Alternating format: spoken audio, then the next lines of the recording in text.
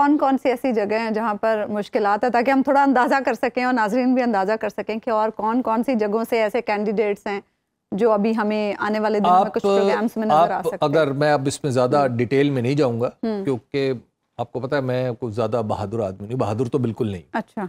तो आप 2018 की काबीना उठा के देख लें, माफ़ कीजिएगा 2013 से 2018 तक की जो मुस्लिम लीग नून की काबीना थी उसको उठा के देख लें और फिर आप डॉट्स कनेक्ट करते चले जाएं।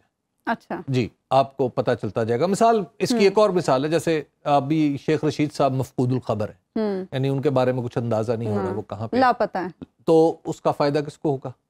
ठीक है, उसका फायदा हमारे दोस्त को होगा, शायद खाकान अब्बासी नहीं, शायद खाकान अब्बासी साहब को नहीं, शायद खाकान अब्बासी साहब को अगर फायदा पहुंचता है तो वो सदाकत अली अब्बासी के जरिए पहुंचता है। ठीक है ना जी। तो ये आप देखेंगे कि वहां पे आहिस्ता आहिस्ता जो सूरत हाल है वो बदलती चली जाएगी।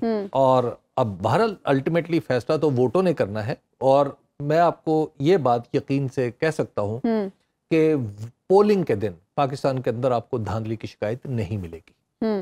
तो ये जो कुछ भी, अब जाहिर है देखिए, मैं इसमें आप कह सकते हैं कि जनाब उस्मान डार पे कोई दबाव है या कुछ जो भी है, देखिए दबाव फिर सब पे होता है। मुझे एक दफ़ा राना सनाउल्लाह साहब ने बड़ी दिलचस्प बात की।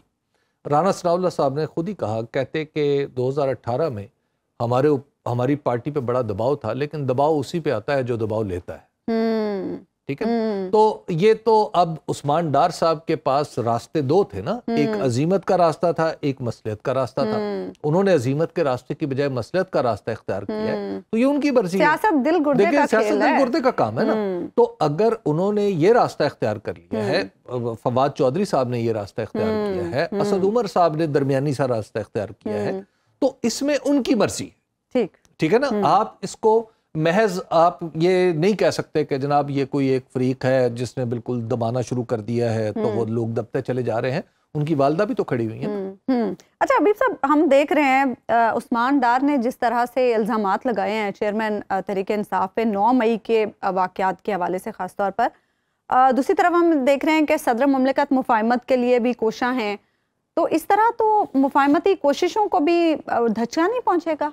ये आपके एक सवाल में दो सवाल है। बात यह है कि जहाँ तक तहरीक इंसाफ के कायद चेयरमैन पर इल्ज़ामात की बात है, तो डेफिनेटली शायद कोई ऐसी मीटिंग हुई हो जिसमें उस्मान डार साहब को इन सारी बातों का पता हो।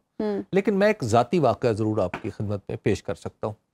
वो ये है कि एक दिन बहुत सारे जर्नलिस्ट बैठे हुए थे, तो उनको मैंने कहा कि आपको अब पाकिस्तान की इस्टेब्लिशमेंट के बारे में अपने नुक्ता नज़र पर गौर करना चाहिए, और जो पाकिस्तानी फ़ौज के बारे में आप अगर जो बात करते हैं तो आपको नहीं करनी चाहिए। तो इस पे वो बाकायदा तौर पर कुर्सी पे, जैसे उनका एक स्टाइल है कि वो आगे आ जाते हैं और अपने किसी पॉइंट पर जोर देना हो तो फिर उनका एक हाथ उठ के और एक एक करके वो बताते।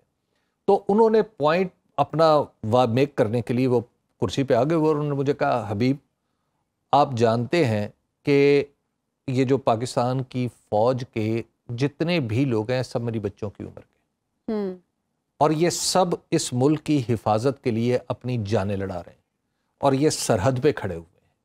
तो आप क्या समझते हैं मैं इनके खिलाफ बात करूंगा? तो इस बात पे उन्हें थोड़ा सा वो एजिटेट हो। इसी तरह एक और मौके पे मेरे सामने ही कुछ जर्नलिस्टों ने उनके सामने ये बात की, तो उन्होंने दोबारा ये पॉइंट मेक किया।